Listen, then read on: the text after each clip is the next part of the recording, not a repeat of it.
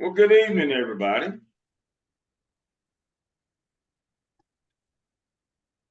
How's everybody doing tonight? Good, I hope. Thank you. Pretty good. Good.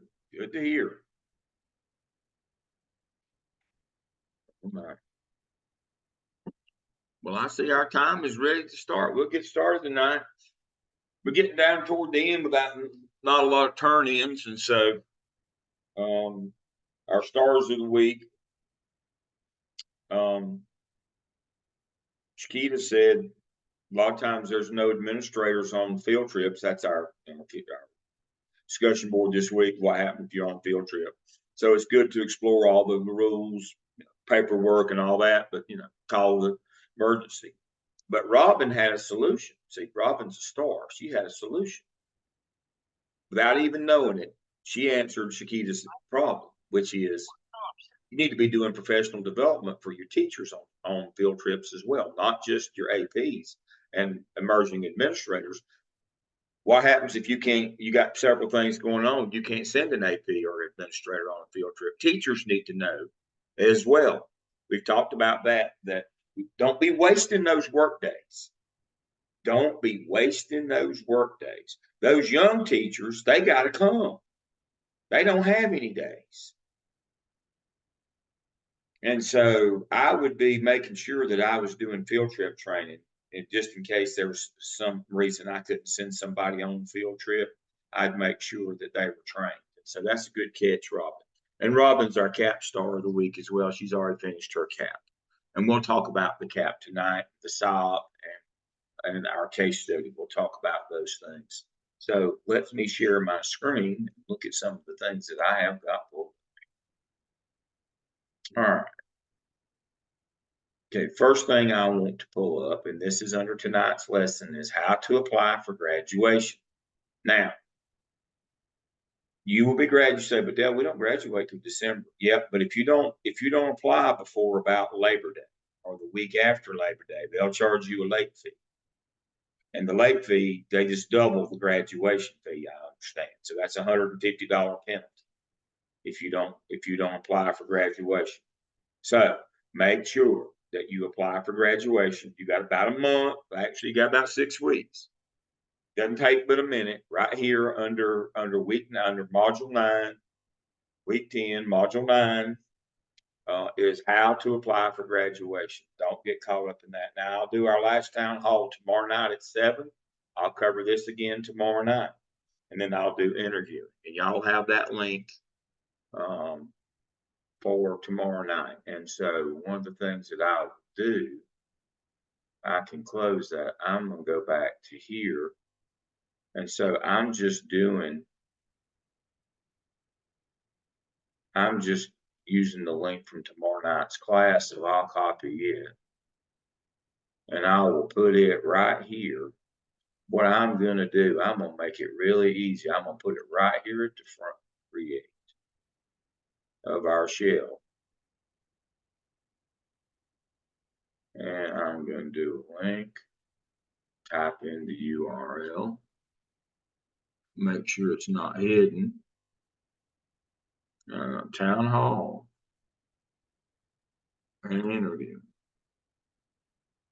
And that's going to be tomorrow, 7/24. 24.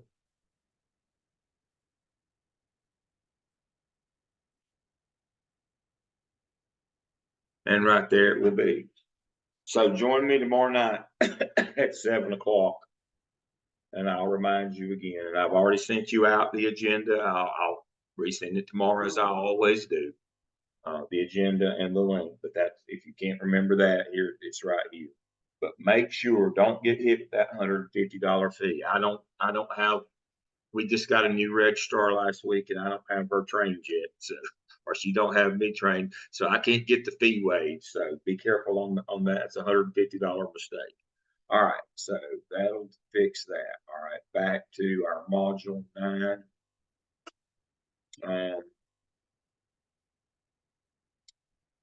We've talked about this all semester long, about negligence, misfeasance, malfeasance, nonfeasance. I've got a couple here. as I told you, these 3 APs have been charged criminally in Bellingham, Washington. They didn't report. They had a duty to report, which would be nonfeasance. They had a duty to report, didn't. This is the first case that I know of where they've been charged criminally. You get charged civilly usually, but this is the deal. So they're delaying this one as long as they can. But we'll see what happens without. And then this one right here, I'm not signing up for a newsletter. Get off the screen. Now, I knew this lady. She was principal at Tuscola High School, which is in Haywood County. And this one was very odd. It was very odd in that the principal knew, everybody in the community knew, everybody at the school knew, to give this football coach a wide berth. He'd been that way for years. Everybody had tolerated it. Just, it was just part of the landscape there, I guess.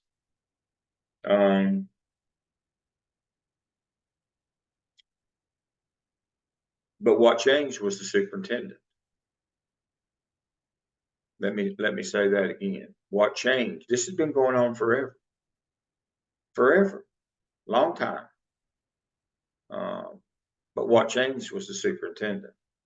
And so what happens, folks, is if you're not following the rules, because it's been going on forever, that's not the right thing. But you never know one day when things change. If you're not doing the right thing, I don't care. I mean, she was an institution. She'd been there forever. Didn't matter. New superintendent came in. We don't put up with this. But what is she going to say? It's okay to sexually harass every female you come in contact with, which was pretty much his MO, had been forever. Put his hands on women, talk, and he just was a reprehensible human being, as most football coaches are. But the problem is when things change that are out of your control. The story on that one was, I don't care if it's been going on forever and ever. There'll come a day of reckoning. You need to be on the right side on the right side of the law. That's the important one. That's why I have that one in there. Is new superintendent comes, new board gets elected, new PTA chair, fill in the blank. Some condition in your school changes, and you're not on the right side of the law, and it's going to be bad for you. So that's the purpose of that.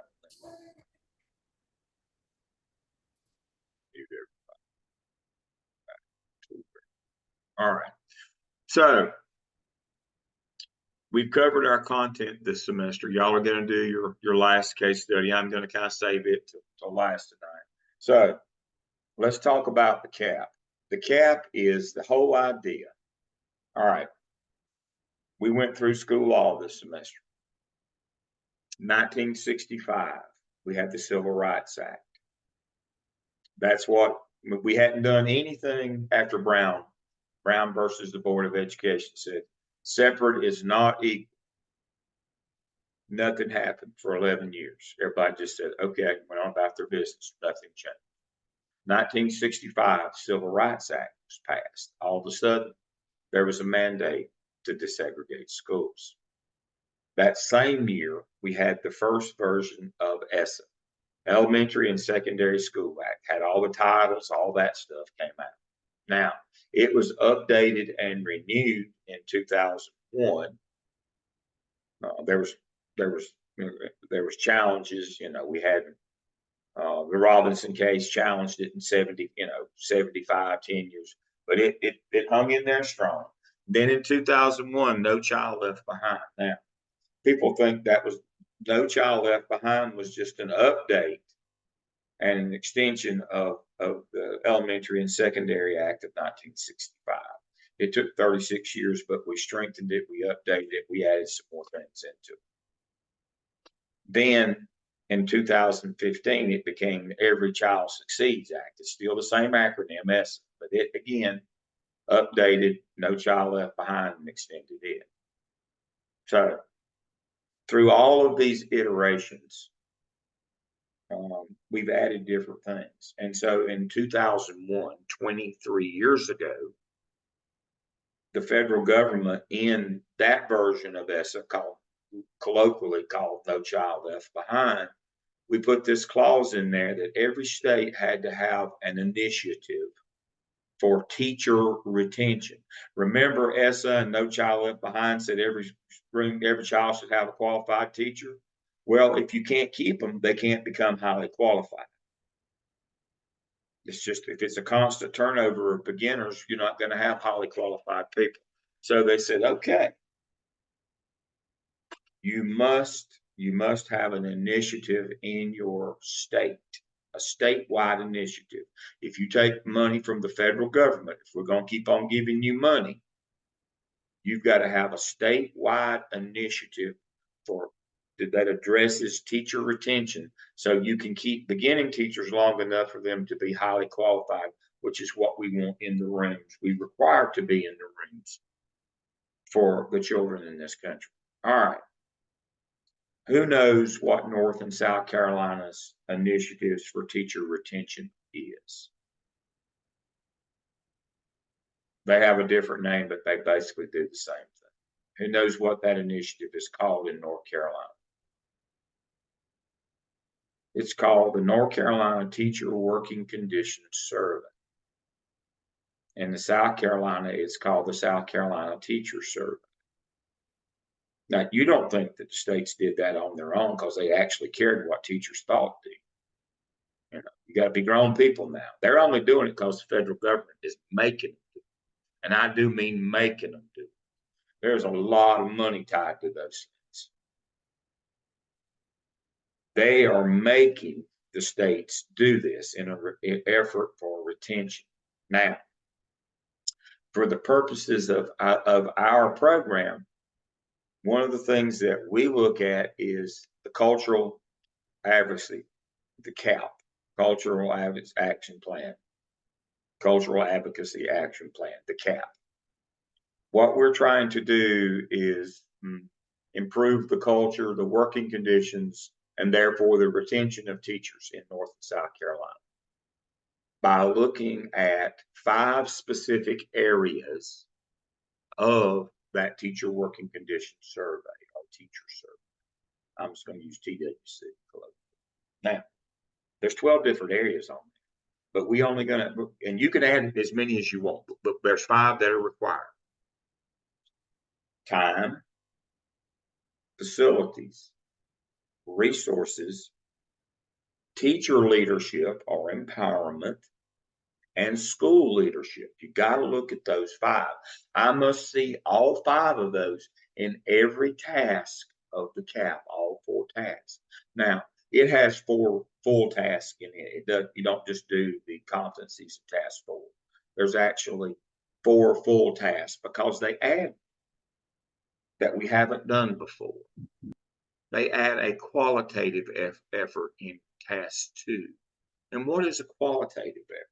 Quantitative is a survey. When they sent out the survey. Now, in task 1 of the CAP, what we're going to do is we're going to look at those survey results. They're already back. This was a survey year. And we look at those 5 areas specifically, and we pick out the lowest items, and we resurvey those back out to teachers. That's our needs assessment. Basically, what we're asking them is this still a problem? Is this really a problem in our school? Or were you just mad at the principal that day when you took the survey? We're confirming that these items are low. That's our needs assessment. We simply copy and paste those same low items. So let me do that. All right, Sparkle, where do you work? Pearson Town Elementary. All right, what district's that in? Durham Public Schools. Yep, that's what I thought. All right. Okay.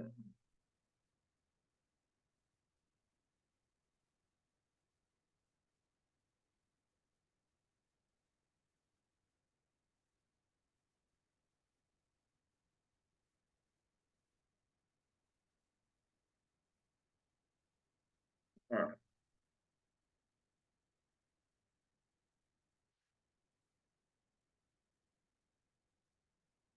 Move out of the way.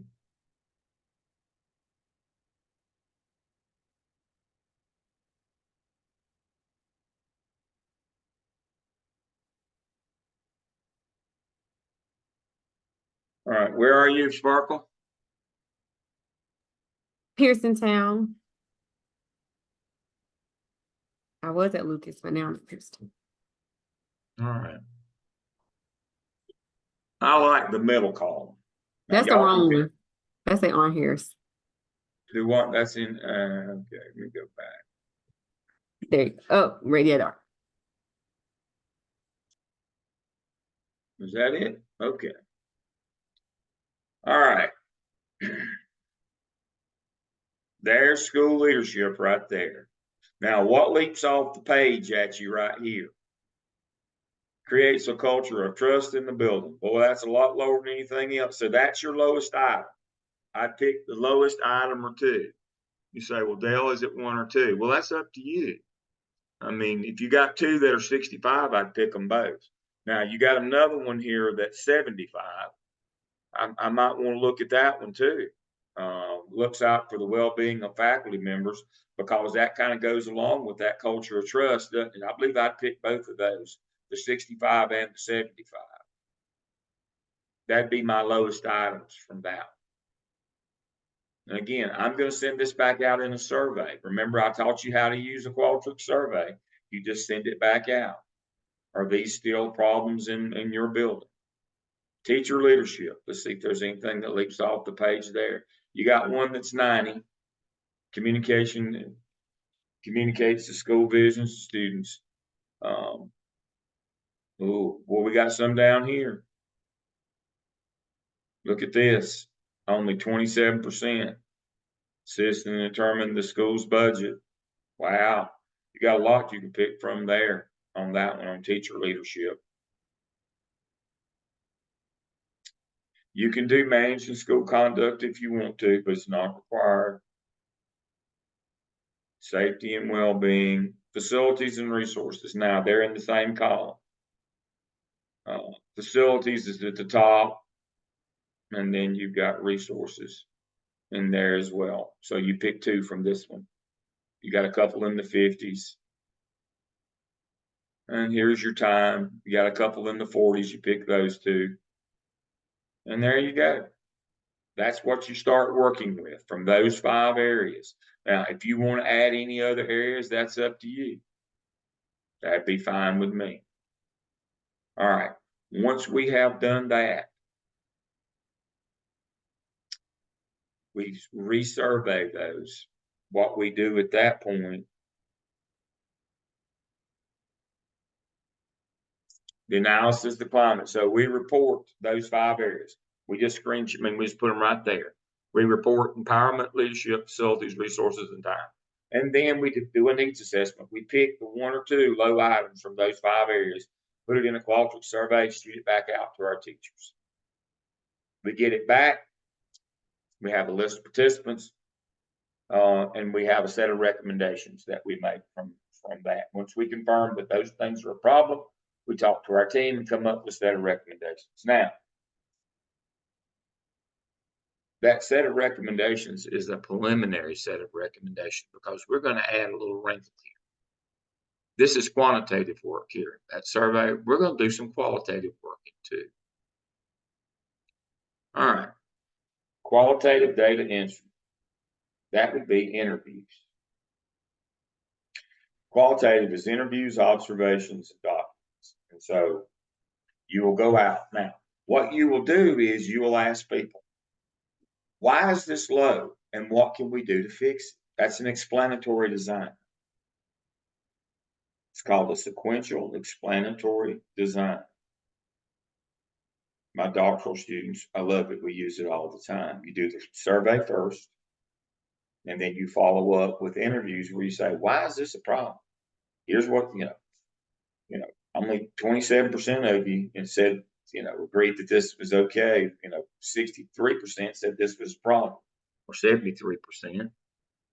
Why? What can we do to fix it? Now, the one on time that is the classic example is teachers will say, we don't have enough planning time. Well, we can't put more planning time in because it mess up our master schedule. We wouldn't have supervision for all our kids. But when you go out and you talk to them, what they tell you is, oh, I've got enough in the schedule. I just never get to take it because I'm covering classes. So the solution to the time problem is not more planning time. It's letting them take the time they've got by hiring substitutes. Why don't school districts hire substitutes? Because that money goes to the general fund if it's unspent. Teachers still get charged for their sick days. And if the district doesn't have to pay for a sub, that money goes into general fund, and that's the money that all those, and of course, we all know that the best conferences are only in Atlantic City, New Orleans, or Las Vegas.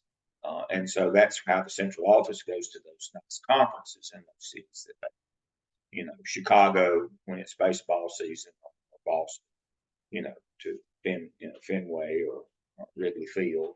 It's amazing how this happens to coincide with certain things. But there's no money really in the local school budget other than general funds to send central office people on their staff development trips.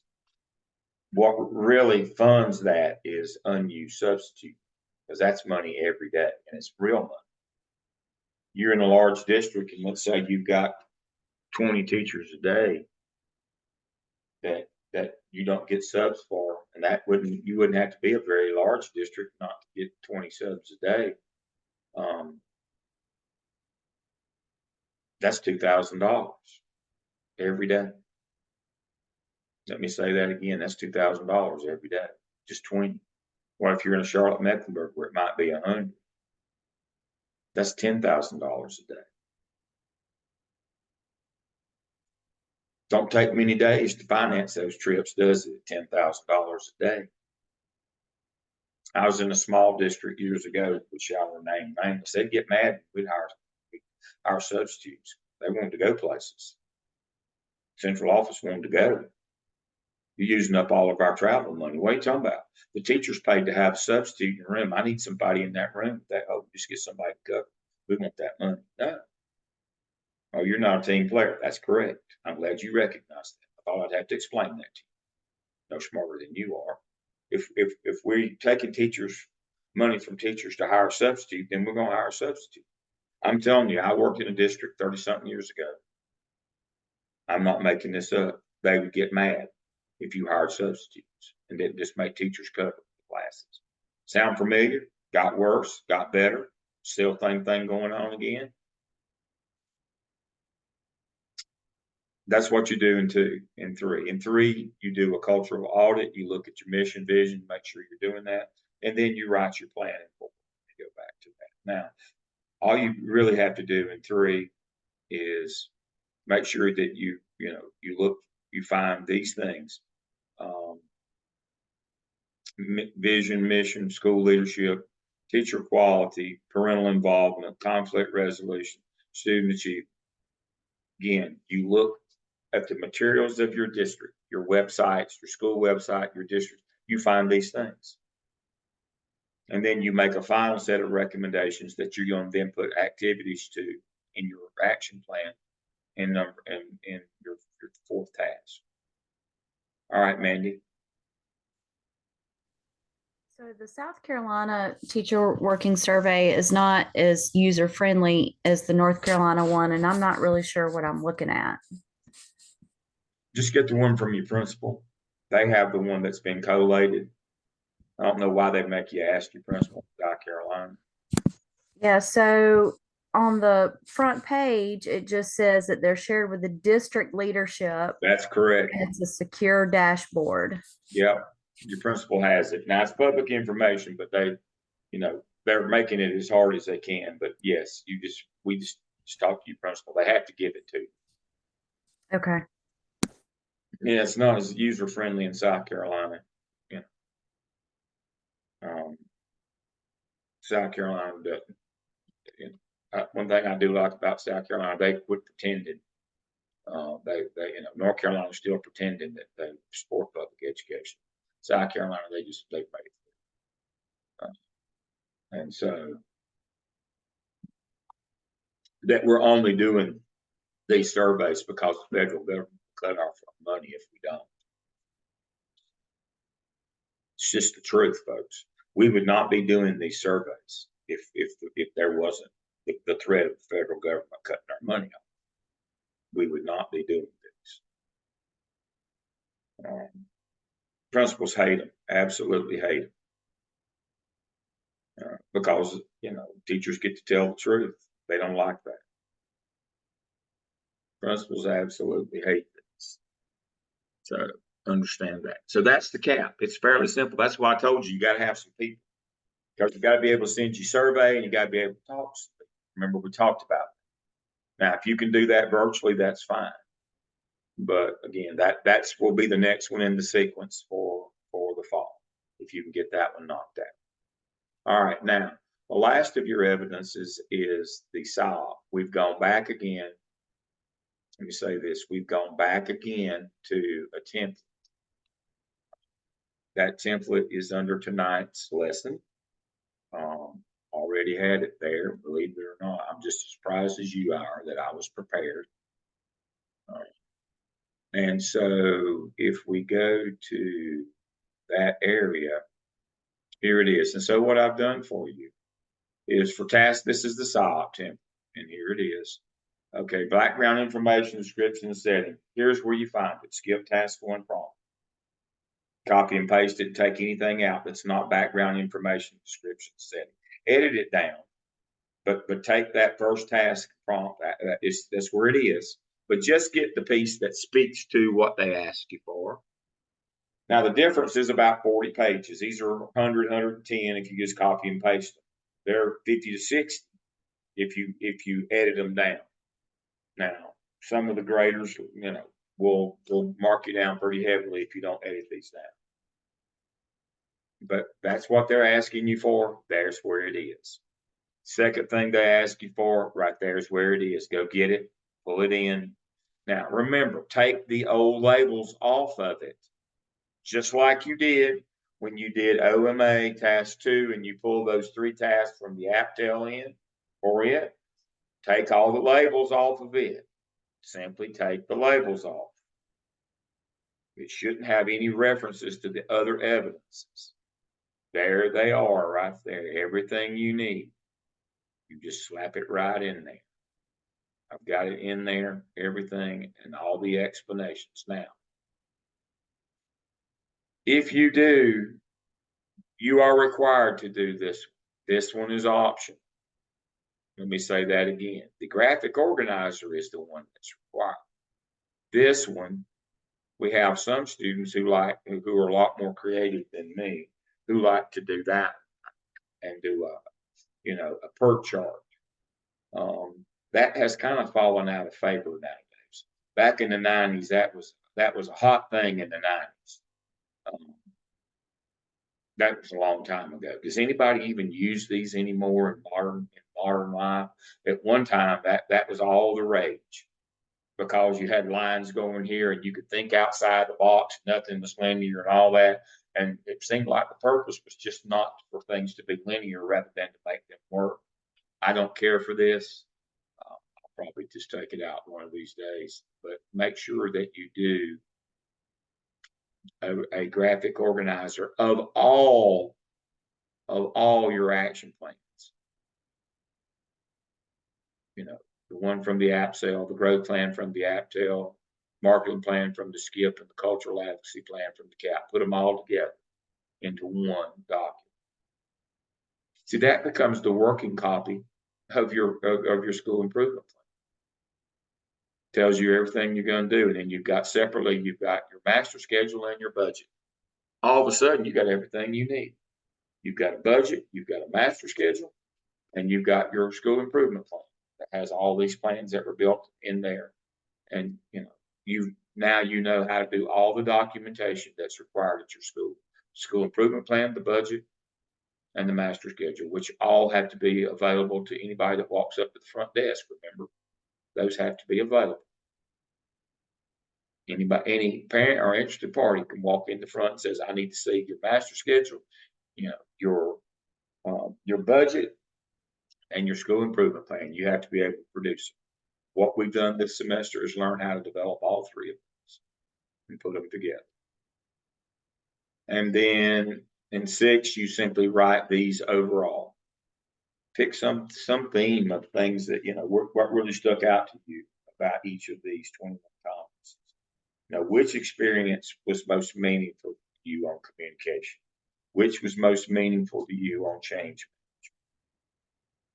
You know how to write competencies, but think holistic, think overall.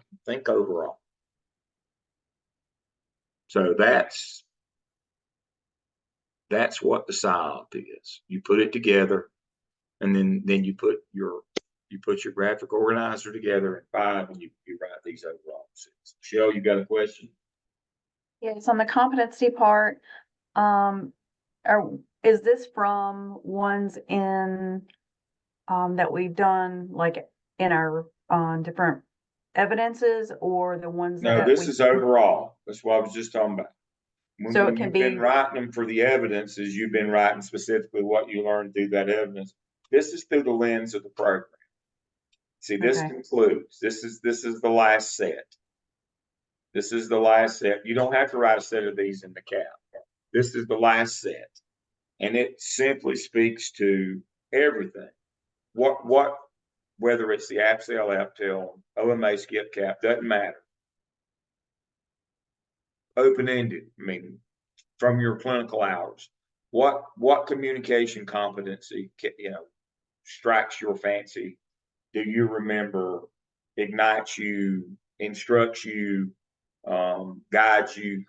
What communication competency that you participated in was most meaningful for you when you were in this program? What change management? What did you do for change management to show that you're competent?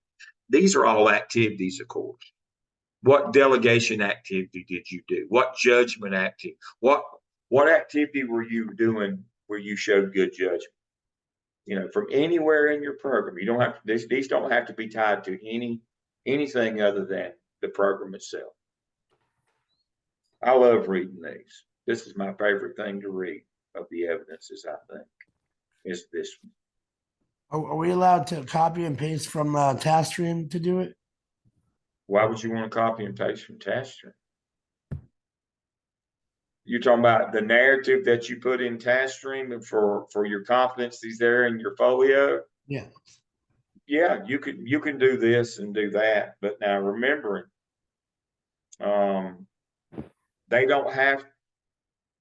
this doesn't have to match that. I want that to be clear.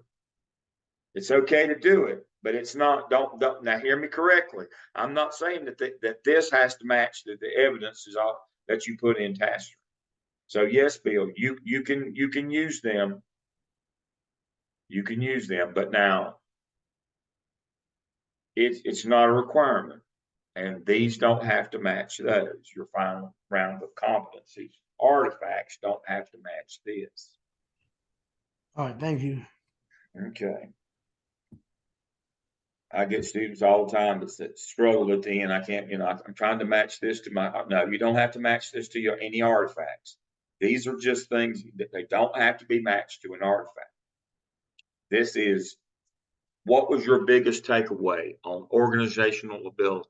Something that you did that taught you that competency, that proved that you were competent. What was the most significant thing you did in this program? This is your final self-analysis or reflection for the entire program.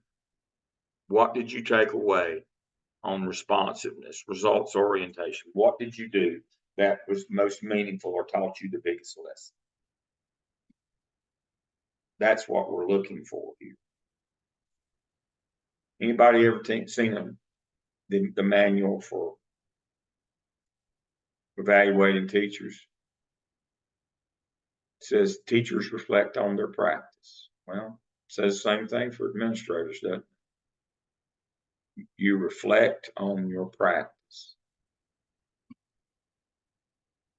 You know, we get so busy sometimes we don't sit down and think about, what did I learn from that? What was my takeaway from that? You know, from what I learned or the collaboration that I was supposed to be involved in to create it. You know, now you don't have to write 1,000 pages, just like when we did reflect on our case studies, half-page or less. But you should always think back to not only the product that we produce, but what about the process? How did it work? One of my favorite theoretical frameworks for doctoral work is Chris Archer's from Harvard. Dr. Archer's was old when I was there, when I did my postdoc there. But you've all heard of him your whole life, you just don't know it. Archer's double loop theory, in layman's terms, is the theory of insanity. Doing the same thing over and over again and expecting a different result. You've heard of that? That's an actual theory. That's an actual thing from Chris Archer's, professor at Harvard. And so that's what happens. We get caught up. We do the same thing. We don't reflect on our practice. We just keep doing the same thing, and we're surprised when we get the same outcomes. At the end, we don't get the outcomes that we want. Really, the only way that you can do that is to stop for a minute and reflect on your practice, the process. And, was the product what you wanted? No. Well, then it's either the people or the process. It goes people, process, product. And if you don't get the product you want, the first thing you need to look is your process. We're doing the same thing over and over. Why would we expect a different outcome? Or we got the same people doing the same things over and over. You got to reflect on your practice. And if you're getting the same outcomes all the time, you got to reflect on your practice. What can I do different process-wise? What can I do different to get a different outcome in my professional role? Yep. It's one of my favorite theoretical frameworks for dissertation is Archer's double loop theory. The theory of insanity, or as we used to say in Charlotte Mecklenburg schools, the theory of stupidity. We would hire more people to do the same thing over and over again and expect a different result. We call that the CMS way, or the theory of stupidity. But we don't understand that what we're doing doesn't get the desired effect that we want. I mean, that's the whole notion is when I teach methodology to my doctoral students, me and Nicole are standing down on the sidewalk and I get her to go up, take her up to the first floor of the building. I make her drink a gallon of water and I throw her off the building. She hits the sidewalk. I go down, I pick her up, I dust her off. I take her back up on the roof. I make her drink 2 gallons of water. I throw her off again. And somebody says, well, why do you think she's going to fly? Well, I believe that water makes you fly because every bird I've ever seen stops every once in a while and drinks him some more water. That practice of, drinking water has no impact on flying. Some of the things that we do in our roles as professionals actually have no impact on the desired result that we want, but we keep on doing them because we don't reflect and we don't know anything else. I mean, I just keep on giving, Nicole more and more water. She's still not going to fly. Water doesn't make you fly. Some of the practices we use don't get the intended outcomes that we want, but we never stop and say, wait a minute, does this correlate with that? Or we see correlations that don't exist. And that's the second lesson is eat ice cream and crime. Did you know that ice cream consumption and crime rate go up and down at exactly the same rate? Exactly. ice cream consumption and crime, up and down, exactly the same rate. They're not correlated though, but they're both correlated to a third variable, which is heat.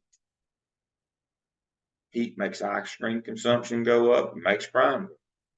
But heat and crime aren't correlated. Ice cream consumption and crime, eating ice cream won't make you a criminal. But we see connections like that. And so we, well, we'll just quit selling ice cream then. And that'll stop crime. No, it won't. That's the same bunch of idiots that think if you put kids in uniforms, they won't misbehave anymore. No, that's just stupid.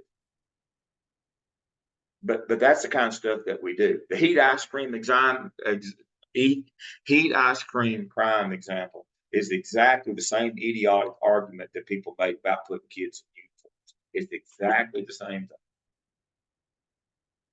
It's not the uniform.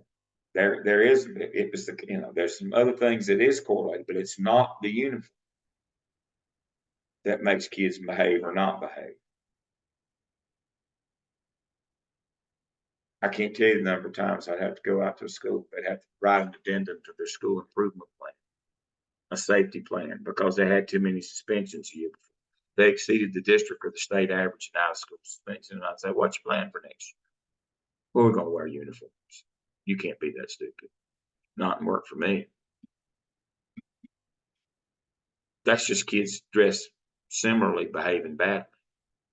That won't change a thing. That's why I'm talking about we got to reflect on our practices. What we doing really changing? Is it really getting the results that we desire? So the whole point of that last look is, what did you do over this program that had an impact you thought worked or changed you or helped you grow?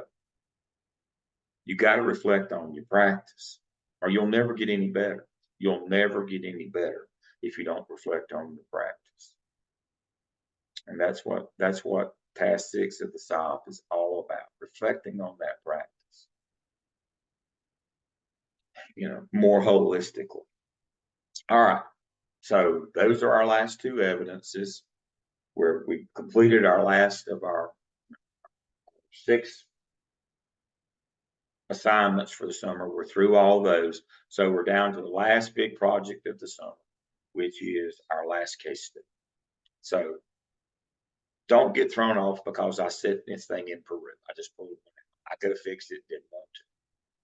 Being in Peru is of no value. What I'm trying to get you to understand is, too many times students will argue with me that location matters or their district. The law is the law wherever. We get caught up in things that don't really matter. And so this one is set in Peru. It's about the inclusion, a push-in model rather than a push-pull out. And so we have a teacher, a third grade teacher, or a teacher in the building who basically is taking the gifted kids and having them teach the EC kids everything. Obviously, you reckon that's in that EC kid's IEP that he's going to have kid in his grade level, the gifted kid teach him? I'm guessing it's not in the IEP. Don't gifted kids, don't they have a personal education plan, a PEP? Do you reckon it was in their plan to do remedial work with kids, EC kids? Good Lord, no. Parents came and complained. Principal didn't know what was going on. Did she bother to go? Well, of course not. She sent somebody else, like the facilitator, the technology facilitator. Do you ever send somebody who's not administrator to do walkthroughs, formal observations on teachers? Of course not. Do you think they'd had a parent night on an inclusion model, like from the SKIP when we did our marketing plan, when we put together those long-term goals, when we have that like parent night on Title I or parent night on EC or inclusion? Think they'd had any of those? No, none of the parents knew anything about it. This one will touch everything we've done since you've been in the program. Is this good instructional practice? Is this, is she doing walkthroughs? Is she doing formal observations? Does she have it?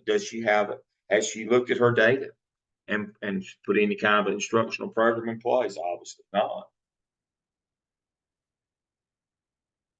Obviously not. So this one touches the app sale, the app tell, OMA and the skip. So, Dale, how's it hit the OMA? She has all the EC kids in one room, one teacher's room. Oh my goodness. Is that good master scheduling? Of course not. Probably illegal. Well, more probably it is illegal. So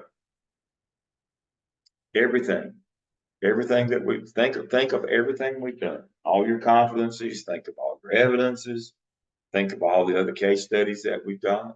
Remember, are these kids that we're talking about, are they in a protected class? Those EC and AIG? Well, of course they are.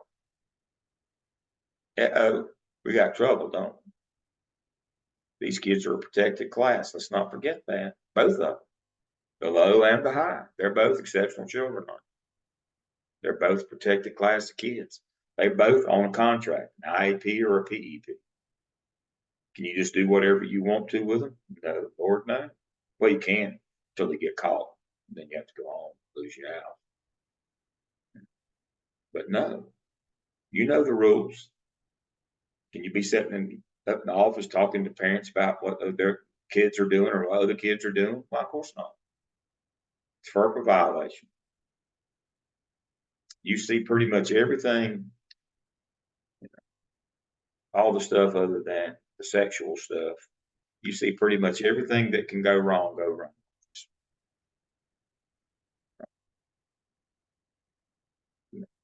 So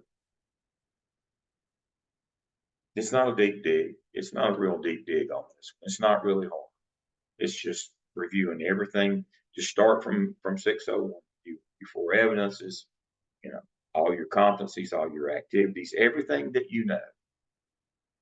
This one touches personnel, everything.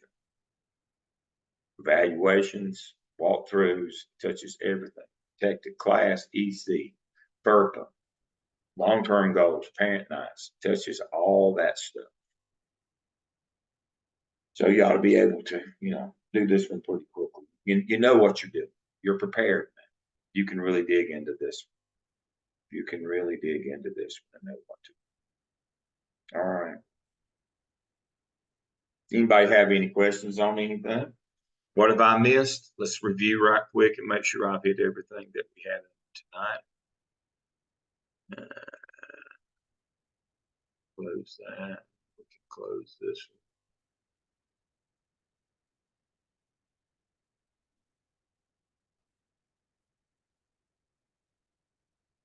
All right, not reporting sexual allegations, criminal charges.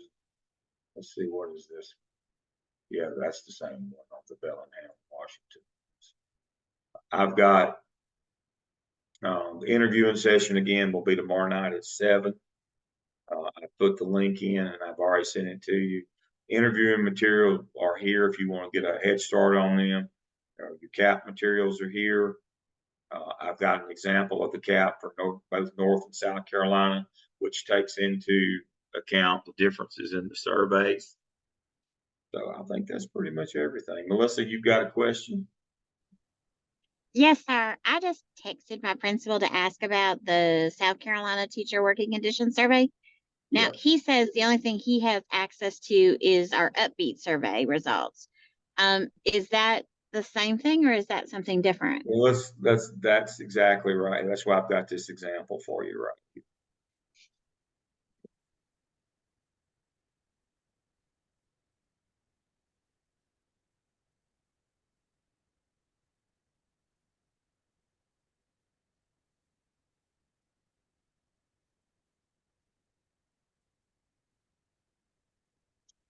Okay.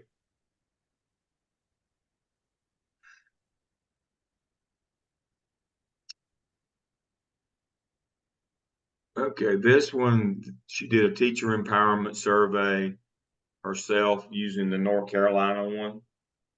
Mm. That's why I use this one as an example. Whatever your principal has, whatever you go to the website, if you can't come up with one that looks good enough that you think you can get data like on the North Carolina one, you simply pick a couple of items from the North Carolina one and send it out yourself. That's Okay. what she did. That's why I use this one. That's exactly what I did right here. She made her own. I mean, you got to make your own anyway to follow up. So you can, we just picked North Carolina, we just picked the items that were the lowest, but you can create your own. That's why I taught you how to use Qualtrics last semester. Create your own. And I would model it more after the North Carolina ones, the areas that it covers. If you can't get anything from your principal that looks like what you need to cover those 5 areas, just make your own from the North Carolina one. And that's what she did here. Now, I'm just telling you, I don't know the variation, but some students, they go to their principal, they get everything they need. It's just easy. Some go and they tell them they don't know. I don't know. I suspect if we looked at the outcomes of the survey, we'd know why some principals don't mind sharing and others have amnesia. And that's exactly what it is. That's exactly. Where did you, I'm looking for the cap example, and I can't find it on the discussion board.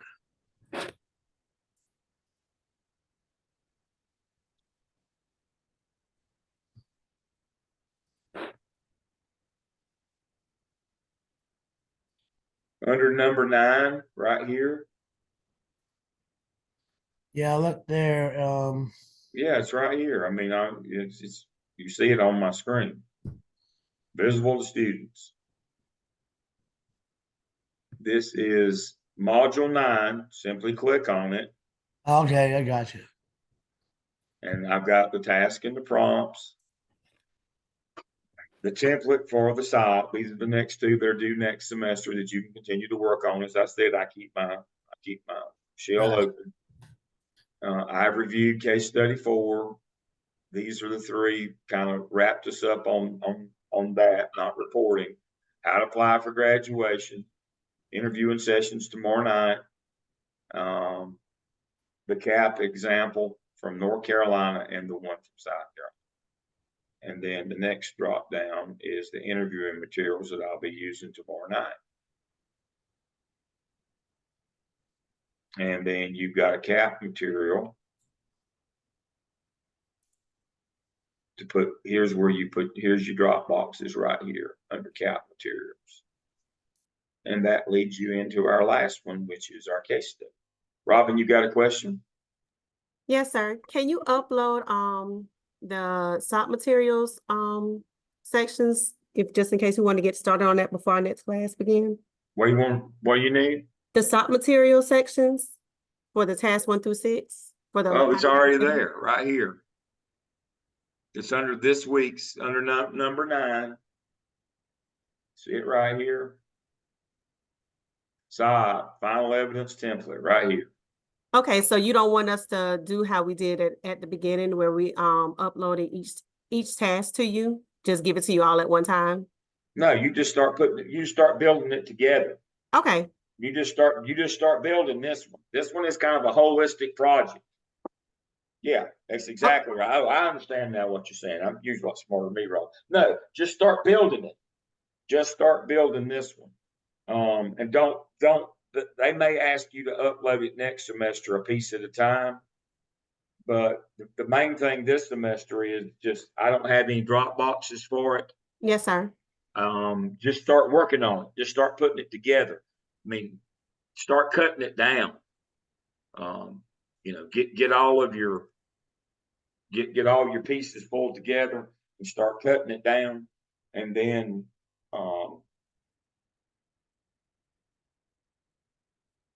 Dr. Barnes, I guess, will work with y'all next semester. I think let's see, aren't y'all going to her next semester? Yeah, I believe y'all are going to her. Y'all are going to Dr. Sanders and then Dr. Barnes. Yeah. And she'll work with y'all on cutting it down. Okay. She'll put in her boxes. But yeah. We've only got 1 more week, so I mean, we put boxes in here. If you finish task 1, go to task 2, and you know how to do that. But yeah, she'll support you on that. Now, if you get the whole thing done,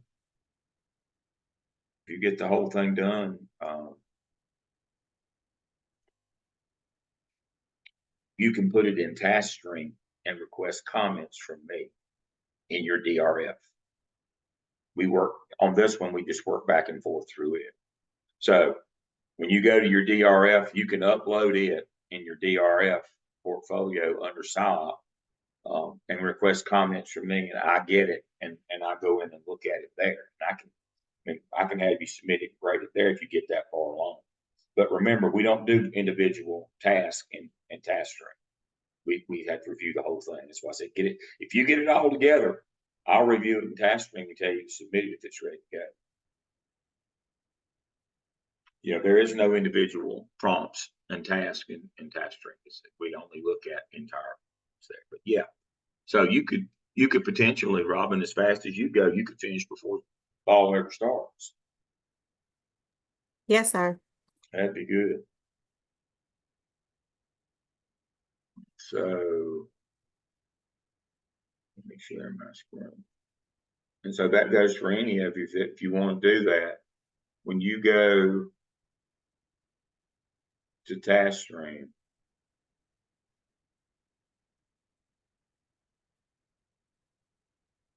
now this is only for the SIOP now.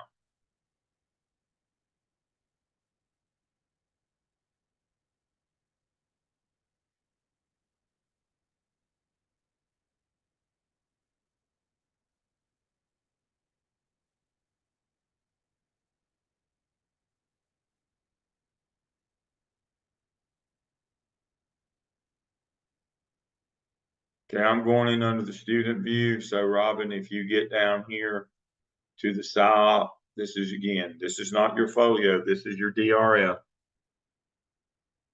And you attach it, and you can upload the whole thing, save and return.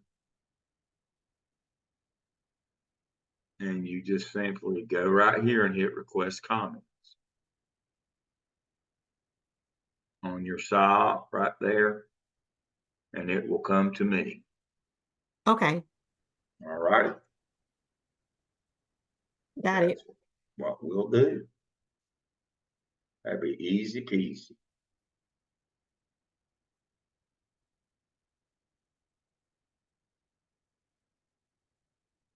All right. What's next? Good questions. All right. Well, I hope you'll all join me. Leanne, it's good to see you tonight, or that you're on. Again, continued prayers for our classmate Leanne. We've had a couple of other things happen. Jeanette. But we've had a good summer. I'll be back on tomorrow night. At the end of regular class, we'll do interviewing tomorrow night. The interviewing section, we'll do town hall, we'll catch everything up.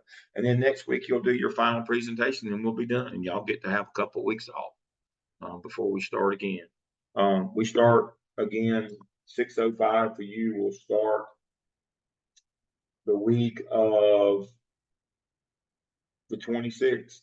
So you'll have class either Monday, Tuesday, or Wednesday, the 26th, 27th, or 28th. It's a great day. Y'all get nearly a whole month off. But again, my show will stay open. If you want to continue to work, I'll work with you. I grade every day, as y'all know. And so don't let up. Keep after it. You're getting too close now. You're getting too close now. It's it. Put the medal down. Y'all can go. Y'all know what you're doing now. Don't wait on me. Just go faster. All right.